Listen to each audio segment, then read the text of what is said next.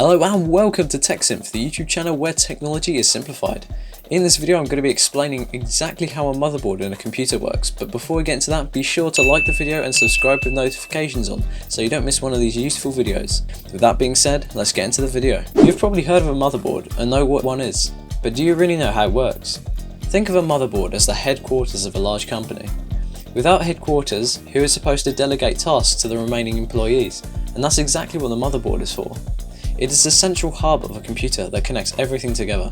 A motherboard is a circuit board with various components that work in unison to make a computer function. We've established that a motherboard is the headquarters of a large corporation, but surely the headquarters is not the only vital aspect to making a company successful. Just like there are different branches of a company, a motherboard has different parts within it that work together to transmit data to each other.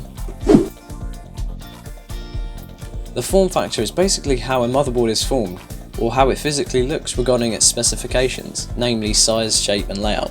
Take McDonald's for instance. While all McDonald's restaurants operate the same way, some are set up differently.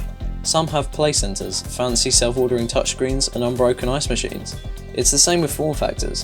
While all motherboards operate the same way, different models have different kinds of ports, dimensions and mounting holes.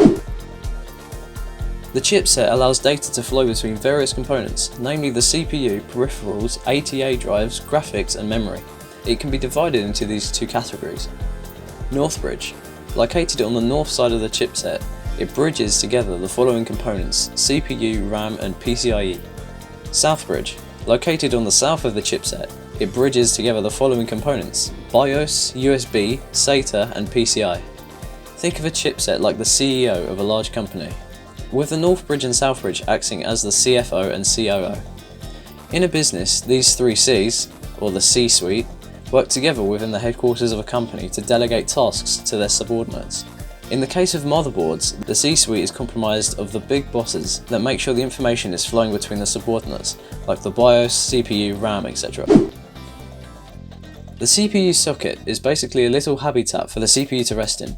A CPU is a small square with a bunch of pins and connectors underneath that help it interpret and transmit data carried out by the North Bridge part of the chipset. If you want to find out more information about how a CPU works, click the pop-up banner on the top right. Think of the CPU like the overachieving office assistant to a CFO or COO.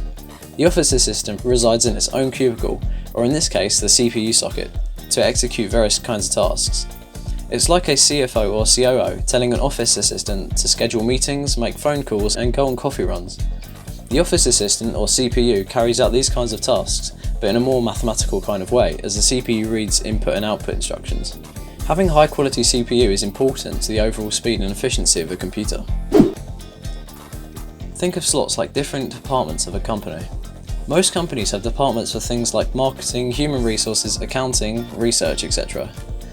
Slots are like these kinds of departments for a motherboard, with branches like memory or DIMM slots used for holding memory or RAM, PCI, which connects expansion cards like video, network and sound cards, PCIe, which is a modern version of PCI but with a different interface that can work with almost any kind of expansion card, USB, used for USB connectors like flash drives although not very common, and SATA, used for optical, hard disk or solid state drives.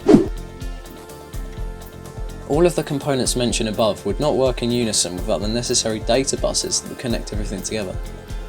Think of data buses as a form of communication. So in a large company, if the CFO or COO wants to tell an office assistant what to do, how would they go about it? Email, phone, an in-person conversation? It doesn't matter, as long as there is some form of communication going on. It's the same idea with a motherboard. All of the components transmit data to one another through data buses. When you turn your computer on, power is sent from the power supply on the motherboard. Data is transferred via data buses and goes through the North Bridge and South Bridge part of the chipset. The North Bridge part bridges data to the CPU, RAM and PCIe. The RAM begins to send inputs to the CPU, which interprets these actions as an output. Data to the PCIe is then transferred to an expansion card, depending on which type you have. The South Bridge part bridges data to the BIOS, USB, SATA and PCI. Signals to the BIOS allow your chip to boot up, while data to the SATA awakens your optical, hard disk and solid state drives. Data from the SATA is used to power up your video, network and sound cards. In short, a motherboard serves as the headquarters of a computer, which transmits data via data buses. These data buses go through the North Bridge and South Bridge parts of a chipset, which then venture off into other components like the CPU, RAM, PCI and PCIe, etc. Everything works together like a successful corporation, albeit in a more binary sort of way. That's about it for this video, but if you want to know more about the components of a computer, then click one of the playlists on screen now. If you enjoyed the video, then don't hesitate to like and subscribe with notifications on, and with that being said, I'll see you in the next one.